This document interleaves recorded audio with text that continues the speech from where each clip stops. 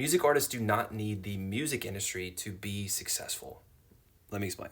Now, I don't know if you've been paying attention to the data, but direct to consumer music sales have been absolutely taking off over the last few years, which means more and more artists are bypassing middlemen altogether and just going direct to fan.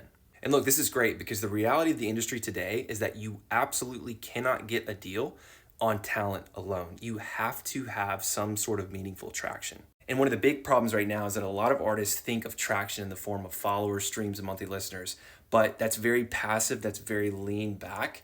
You don't want that. You want lean in, you want engaged, you want members, you want buyers, you want a community, right? Like that's a sign of real traction. And the beauty of that is you do not need the music industry to achieve that. You can do it on your own with good music, a good content strategy, and a good funnel. And look, even if you do want to get signed, you're going to have to build this stuff in the beginning anyway, right? So it's really great to be thinking about it always from the perspective of, what am I doing with every single release to actually build an engaged fan base?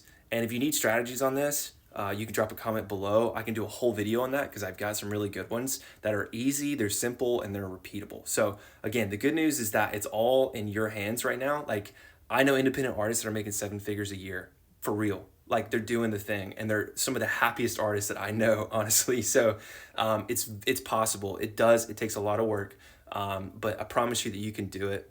So I hope that this is encouraging. I hope that you know that like there's not some invisible wall there that's keeping you from being successful in this industry. You can do it all by yourself. And then when you get to a certain point, you can sign those deals and you can do all that to go, through the roof, right? Like there's still a lot of value to those relationships. The reality is that they just happen later in the process now than ever before. So it all comes down to you. Good luck.